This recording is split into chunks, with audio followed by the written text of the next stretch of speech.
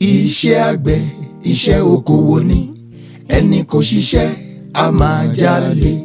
Oko dídá láìsí ọgbọ́n àti òye kò ì pẹ́. My name is Chukwuma Daniel, and I'm the head farmer of Mauritius Farms, Nigeria. I've always had a passion for agriculture. Ever since I was a child, I love growing things. I grew beans when I was 8 years old, so I grew it till harvest on my balcony. So ever since then, I had a passion for growing things from when they are small until they have reached their fruition and harvest.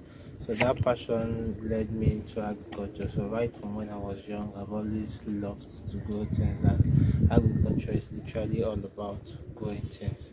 So that is how I ventured and had the passion for agriculture. Well, this is the one that found me. So right after my university, a few friends of mine, they said, Chukwuma, come, let's start a business. Just like most fish farmers, this will be very profitable for us. So I like, what is the business? They told us fish farming. You just start small fish in your backyard with a small pond, and then you sell it, and then you make a lot of money. That was 6 years ago. So that is how I ventured into agriculture and aquaculture as a whole. And also added to the fact that I've always had a passion for agriculture, plus that just was a perfect combination, and I joined aquaculture. There are quite a few people that are doing aquaculture on the large scale that we want to do it, or we aspire to do it. One of them is Mr. Remy Ahmed of Choice Aquaculture. The other one is Premium Aquaculture Limited. These are a group of companies in Nigeria that is solely focused on aquaculture. In Ogun State, they do cage culture fish farming on a very large and massive scale.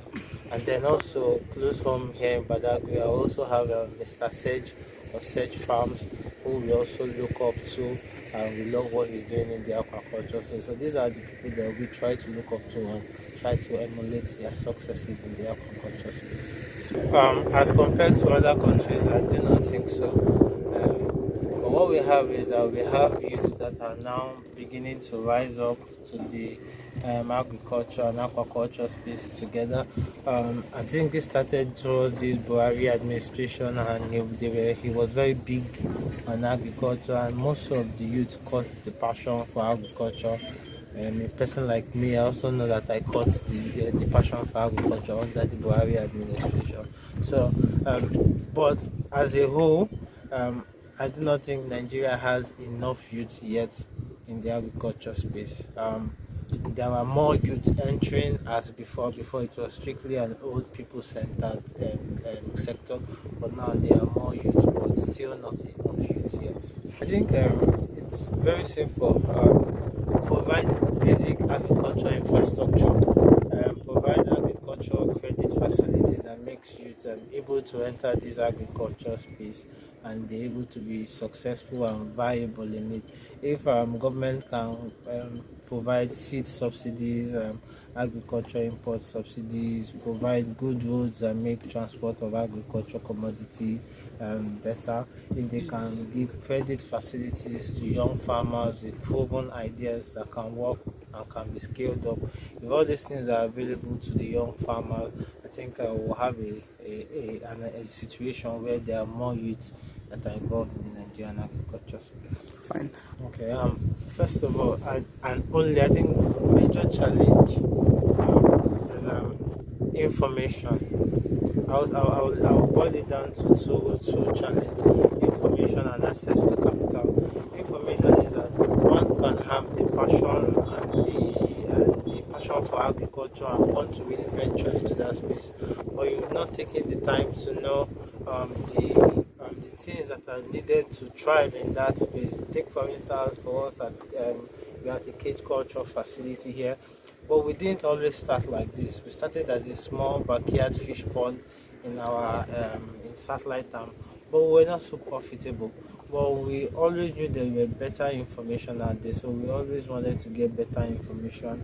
Even as recently we visited Premium Aquaculture in Ogun State, they are a way bigger cage culture fish farm than our own. These are all ways to get exposure, to get that more information that will enable you to be more successful in the space that you find yourself.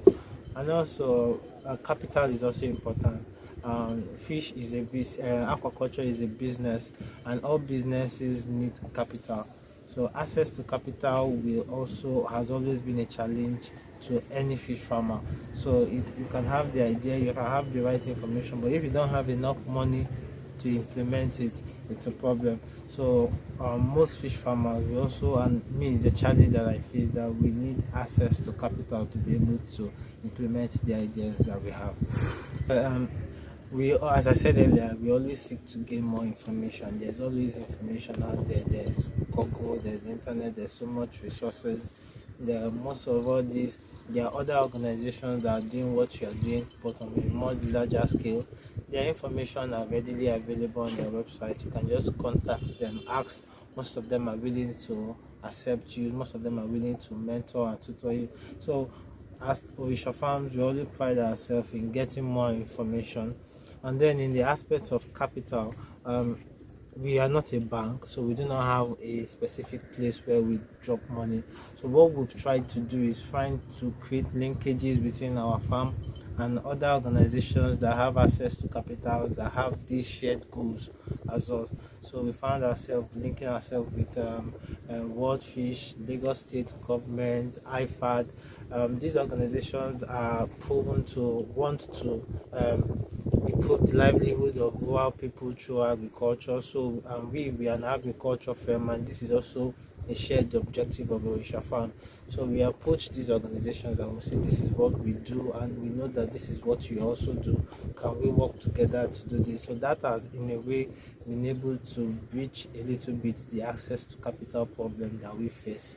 Although we know that it's not every farmer that will have this opportunity, but these are some of the ways that we have been able to deal with our challenges to access to capital. No risk, no gain. So if a youth finds themselves that they want to be a player in this aquaculture sector, I'm always promoting long-term players because that's the only way to thrive in this sector.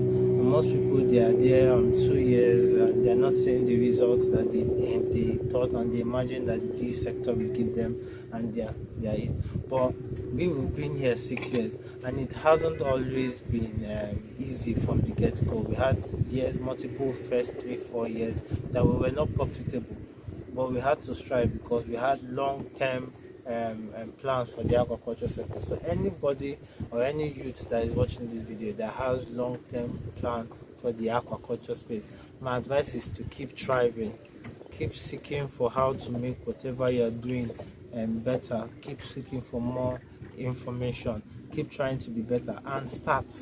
The key thing is to start. And don't be afraid of failure, because in this business, just like any other business, you will see failures, you will see losses. It's a normal part of business. Those are the things that should even strengthen your resolve that there's a problem I've not yet solved here. I need to learn how to solve it. So that should not be what will now deter you. A challenge, no, I'm done. But it should be what will like ginger you. Okay, there's something I don't know yet. How do I know it? How do I? And keep striving, and then you don't know, you might just get your one lucky breakthrough and your farm will be very big. Fine. I've had loss, but not by a loss that will make me think that I don't ever want to do fish farming, because I knew what I was getting into. When we first of all built our first fish pond in my backyard in Satellite Town, it was a concrete platform. So I already told myself that if I failed in this venture, this concrete platform will forever be a reminder of my failure. So, and anytime I come to that backyard, I will be seeing that as a reminder that So I already knew that I wasn't going to fail in this business, come what may. But I had losses. For the first 2 years, I didn't make 10,000 naira profits. How do you keep on being in the business when you've been in it for 2 years and you've not made 10,000 naira profits? Because we see ourselves long term in it. I see myself 20, 40 years, I'm still in this aquaculture value chain, and that keeps me, regardless of the loss. I think in our last harvest we had over almost 2,000 fishes lost.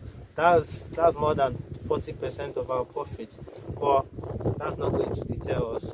There's an information that made our fish die. We need to get that information so that our next fish will not die. That is how we get better, and that's how we try to this our aquaculture. Yes. Yeah, advice. Yes. start. If you want to venture, start. Don't just let it be something that I want to do. Start. When we started, I told you we built a first concrete platform. But that concrete platform did not hold one fish for one day, because when we put the water inside, it was leaking. Well, we had already started, so no going back. We raised our fish for more than 2 months inside black bath, all this black bath that we used to wash clothes and harvest fish. That is where we raised our fish. And we started just small with just over 280 pieces of fish. Now we have over 40,000. So I'm a living witness of starting small. I can see that starting small works. So far you start small and you see yourself long term in that sector, I think that should be more than enough driving force, whatever the challenges you might face. Thank you very much for this session. Thank you So much. Yeah, apart from production of fish, we produce tilapia and catfish here, but we also offer value chain added services of tilapia. We blast fish tilapia. We're also capable of drying tilapia at our facility. We have a drying and freezing facility. We're able to dry and freeze facility. We also do trainings, especially on cage culture, which is a novel act of fish farming which we're implementing in Nigeria. So we're also doing training on cage culture. I think we've had about 3-4 training with multiple partners. Key of them is IFAD and World Fish. Also, we have 1 or 2 things that we are doing with USAID as well. So we also do trainings of, we also do consultation on cage culture building and a whole lot of activities under the aquaculture value chain. We are available on all social media platforms at Orisha Farms NG. At Orisha Farms NG. We are available on Instagram, Twitter, Gmail, Facebook at Orisha Farms NG. Okay. Now, can you just share your contact? Probably anybody want to get in touch with you. My phone number is 070-6781-4022. You can reach me directly.